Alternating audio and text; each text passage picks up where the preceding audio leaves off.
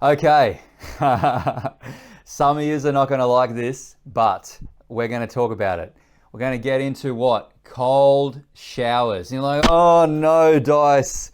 No cold showers. Okay, so let me explain. Hey, what's going on, team? It's your boy Dice Brand here, and I want to welcome you to this video on the 6 things that you should consider doing for your body when you transition out of the military. On this channel, I talk about identity, I talk about purpose, talk about mindsets, and a lot of strategy and structure to hopefully be able to help you transition out of the military a lot easier. So if this sounds like something that you're interested in, I encourage you to hit the like button and hit the subscribe button. It also helps out the channel a great deal so we can spread this message together to other soldiers and other like-minded individuals. So yeah, with that being said, I do have some notes to keep us on track because having notes and having structure is always a good thing. So yeah, let's get cracking into it. So the first thing that I would suggest that you do when you're transitioning out of the military for your body is to start a posture correction or maintenance routine that you do every morning and every night. More so if you're a tall dude like me, okay? The military is onto something when they say, you know, stand up straight, neck back, shoulders down, stand tall and proud. And we've also got like all this stuff like to help us maintain that when you're in the military. You've got drill and PT. But then you also have the other side of the coin, which is, you know, doing pack marching or like having to contort yourself into all different angles and that sort of stuff if you're working on some military machinery or equipment. You've got all these things that are affecting your posture. So it's a good idea to actually have something to maintain your posture. So why is posture so important? I want to rattle off some of the reasons that I've got listed here, okay? So first off, having poor posture affects your mood, affects your stress level and your self-esteem. And having low mood, low self-esteem and high stress actually affects your posture. It works both ways.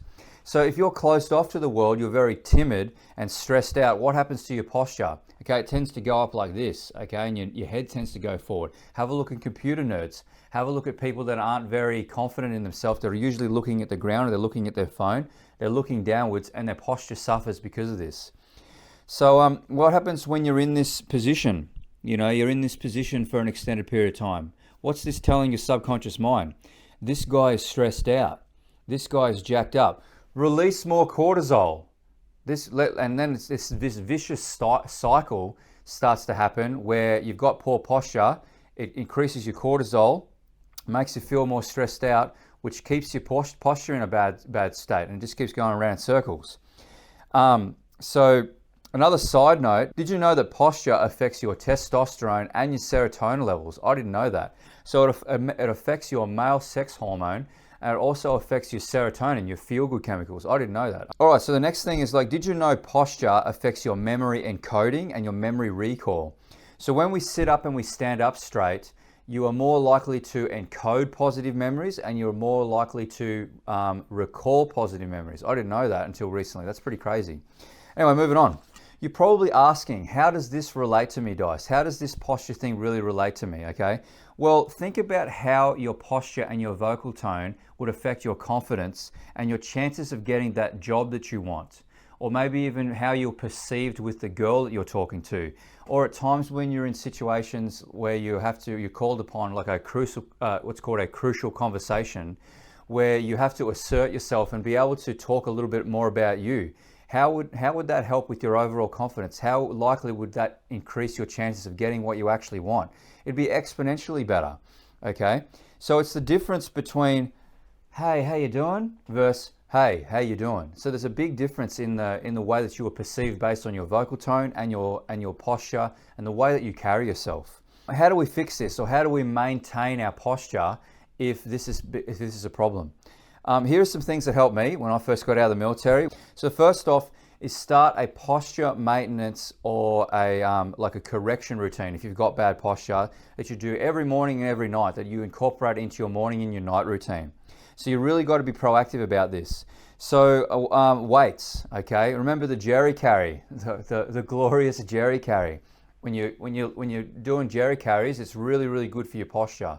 It's really good for your back strength because you're forcing your shoulders down, you're forcing your neck straight and your chin back, okay? So that's a really good thing to incorporate into your workout routine. Another one is posture correction tools, okay? So let's get into some examples of that. Dr. Berg's neck correction tool, bang. Good investment. We've got some more. We got foam rollers. Okay, big one, small one. No, these are not sex toys. Okay, you got foam things you stick in the back of your head while you're laying down. Incorporating this into your bedding, or incorporate this into your morning routine. And this is my personal favorite. Hopefully we can get this into the shot. I don't know, but here we go. I don't want to remove the camera, but it is a feed up trainer, which essentially helps you do a headstand. Okay, I use this thing every morning. It's fantastic. Okay, it gets your shoulders down. It gets your head going forward. It also helps with hair loss, believe it or not. Like, look, I'm losing my hair. I've got male pattern baldness, but it helps with helps with back pain. It helps with your neck correction, your shoulders correction. It's a really good yoga tool, and it's a really good mindfulness exercise. So yeah, if you're interested, not sponsored, but check out the Feed Up Trainer. Okay, so another thing is like bedding. Okay, get your bedding sorted. Get a good mattress. Make sure you haven't got a pillow that's too high for you. Make sure that you take into consideration the actual shape of the back of your head. And here's another one. Here we go. Cheap, simple. Noodle, bit of tape, lie on it, corrects your back. Okay, these small little corrections to your morning night routine go a long way. How are you sitting when you're actually in front of the computer? What is the geometry of your body versus where your computer screen is? Something to think about. Also, see a chiropractor on a regular basis. Get your back clicked into place. Another thing is find somebody, maybe the chiropractor as well, is competent in dry needling. Dry needling works. Do try it out. Even if I was a little bit squeamish when I first started dry needling, but it's something that really helped me sort of like correct my posture. I've still got a long way to go to get my posture where I want it to be, but it's much better than it used to be, especially when I was in the military. Okay, so yeah, another one is get regular deep tissue massages. Go get a Thai massage. Okay, I've never been more excited to get a fat, ugly looking woman to fucking stand on my back. It's amazing. It really helps out your posture. Or another thing is like if you've got a partner, get your partner to give you a massage, and you have more fun giving her a massage too. You really got to be proactive about this. Okay, have a look at old people. Old people that are not proactive about their posture, they end up like this, walking stick. Their vocal tones not on point anymore, and it affects so many other areas of your life. So point 2, okay, let's get into it, is breathe properly. Okay, when you're transitioning out of the military, it's going to be one of the most stressful times in your life. I get it. I've walked that path, and that's why I'm so passionate about doing these videos to hopefully help you. One of the things that I noticed when I got out of the military, I was really stressed out, is my breathing changed. So my posture got worse as well because I'm stressed out, but also my breathing changed. I'm sure you can relate to this. When we're stressed out, we tend to breathe more from up here in our chest versus down here in our belly. And then what is this doing? This is actually increasing your stress, it's increasing your anxiety, and it starts to activate and jack up your central nervous system. You're like, oh fuck, something's going down. And it becomes increasingly more difficult to control our emotions, to control our anxiety. And also the big one is to have extended focus, because you're jacked up, your attention's going everywhere. So without extended focus, how can you plan your military transition? It becomes really, really hard. It becomes much harder than it could be if you learn to breathe properly. Let's go. Let's do some breaths together. All right. In through the nose, out through the mouth, 4 seconds. Let's go.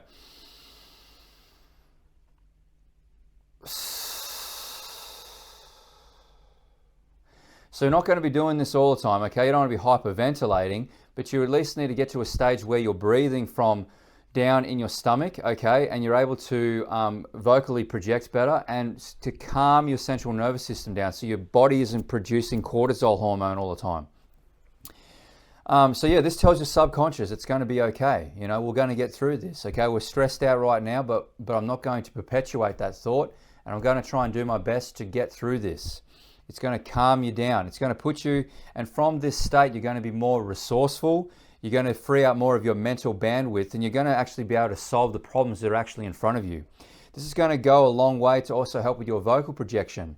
your ability to talk clearer, be able to structure thought. It's going to help you out with so many things. Are you starting to see the chain reaction here? Okay. Are you starting to see how your posture and your breathing is affecting your confidence, your self-esteem, and so many other things about yourself? If you are, please hit the like button and hit the subscribe button. Okay. It really helps out the channel a great deal. Let's move on. Okay. Some of you are not going to like this, but we're going to talk about it. We're going to get into what? Cold showers. You're like, oh no, Dice. No cold showers. Okay, so let me explain. Okay, we're not going to get as hectic as like Wim Hof, but there are some benefits to this, and we're going to dive into that right now. So one of your biggest challenges that you may or may not be aware of just yet, okay, is when you're transitioning out of the military, is maintaining discipline. Maintaining discipline. You have been so used to having discipline put upon you from an outside source, from your chain of command, okay, and from the other soldiers that are around you.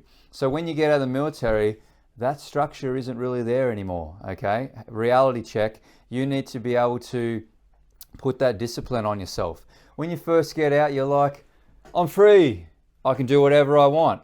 But at some point, if you're lucky, you have the reality check that, whoa, okay, if I want to get the things that I want to get out of life, I'm going to have to cultivate discipline, own self-discipline, before a lot more than I had when I was in the military. So doing something that you were so resistant to every day, right in the morning when you first get out of bed, really starts to dial in your discipline and it takes a lot of mental strength for you to be able to do that. Over time, this mental strength and this discipline starts to become like an automated habit, and it starts to feed into other areas of your life. So I've got listed out here some suggestions when it comes to this, all right? So let's get into it. So the first thing is you want to do it the first thing out of bed once you've had a drink, okay? And then notice how your mind, when you're sort of in that like waking up stage, tends to make every excuse under the sun not to do it, okay? This is your lower self talking. Then the third thing is to look in the mirror every morning. Have a look at yourself. This is who you are right now, and learn to accept that this is who you are. Okay, we won't get into the whole mindset thing about that, but just in brief, when I got out of the military and I grew my hair out and I grew this ridiculous beard, I didn't know who I was looking at anymore in the military. I had identity loss. I didn't know what my purpose was anymore. Didn't know who was looking back in the mirror. And then it went the next level lower, which was I'd brush my teeth in the morning and I wouldn't even look at myself. I didn't look at myself for months. I didn't know who the fuck I was.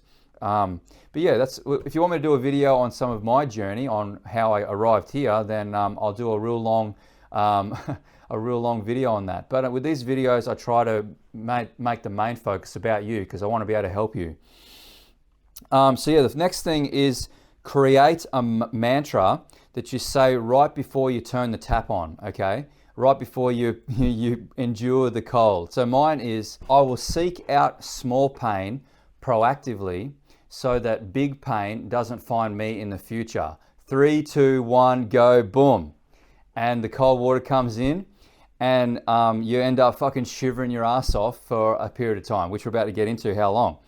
Pause this video right now if you are serious about getting into cold showers and write your mantra in the comment section below. I'll be curious to hear what mantra you're going to create.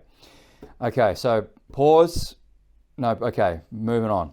So here's the next bit. So the rules are you don't actually have to have the cold water on all the time, okay? You can have the cold water on for about 30 seconds and until your whole body is wet. I tend to do circles, okay, when I get in the shower. Do whatever pleases you, but don't turn the hot water on until you've been in there for at least 30 seconds and you've wet up your whole body.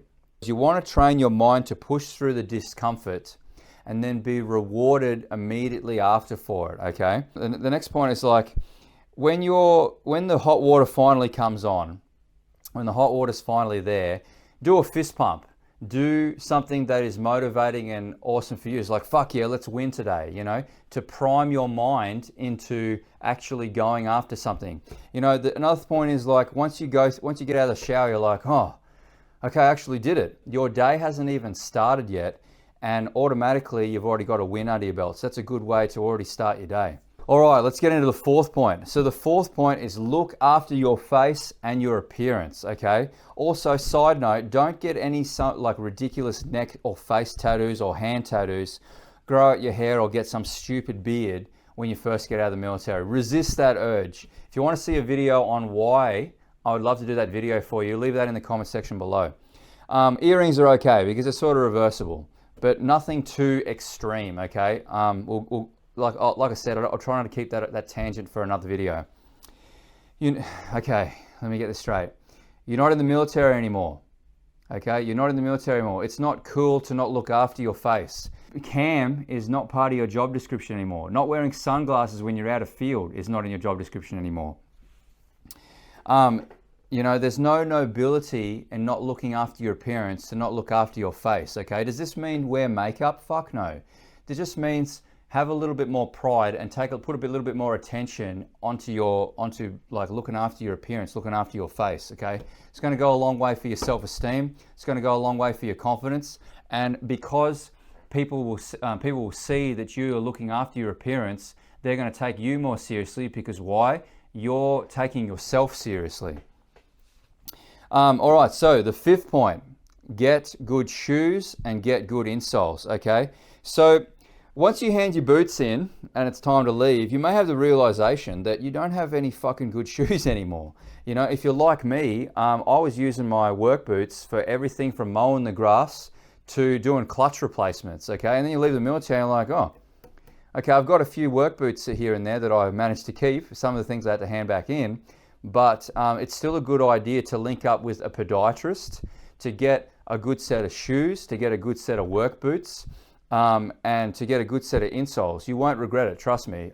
Definitely something to take into consideration. The sixth point, without going into depth with it, is to maintain an exercise routine, okay? So what does the military do very, very well? Forced PT, okay? You have to do PT a minimum of however times your unit tells you to do per week. And this is one thing that I really struggled with when I got out of the military. I've always been a skinny dude. I've never really liked exercise.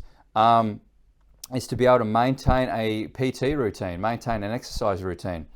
Now, everybody's going to be on a different spectrum when it comes to this. Some people like really enjoy gym, really enjoy keeping fit, okay? And then other people, maybe you're more like me, it's sort of like you kind of have to really come to terms with the benefits of doing PT in order to actually force yourself to do it, okay?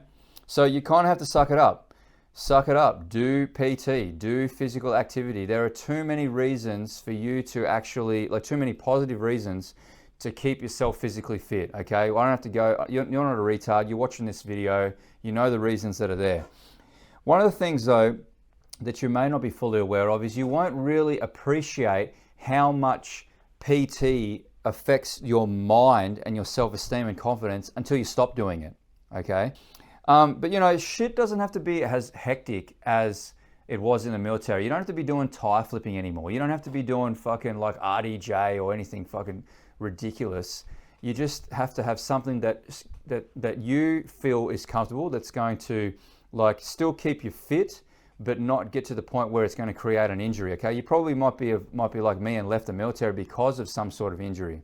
This is going to go a long way with your physical health, your mental health, and just sort of like be able to, you know, that perception of other people upon you is like, oh, this guy is ex-military. Have a look at the way that he carries himself, have a look at the way he communicates, have a look at his physique, okay? So it sort of lines up in their head. It's going to go a long way, especially when you get into the job interview room as well, you know, just people are going to take you more seriously. So I hope you got something out of this video.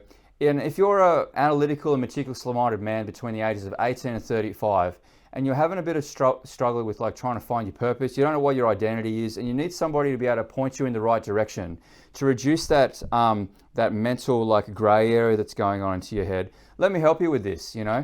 I really love to be able to help you transition out of the military. I really struggled when I transitioned out of the military, and I've learned all these skills, mindsets, and concepts that I want to be able to share with you. This is not for the faint-hearted though. this is going to be one of the most emotionally painful things that you're going to go through. But if you trust me and you go through my program or my mentorship program, you're going to come out on the other side with a sense of confidence and clarity that you never thought was possible. So if this sounds like something that you're interested in, then send me a message on Instagram. You and I can get on a one-on-one discovery call and see if we're a good fit. And if we are a good fit, then we can enroll you on my mentorship program, and we can start to work together, and that'll be fantastic. Now, if you're not ready, if you're not in that position, but you like this sort of content, I really appreciate it if you hit the like button and hit the subscribe button. It really helps out the channel a great deal. So with that being said, thanks so much for watching. Dice out.